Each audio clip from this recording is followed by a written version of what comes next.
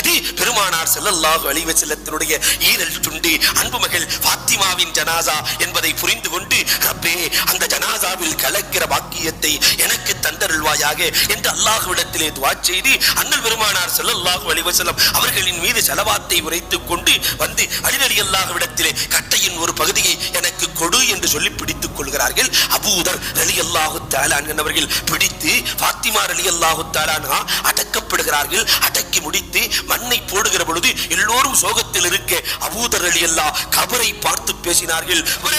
நாங்கள் யாரை வைத்திருக்கிறோம் தெரியுமா?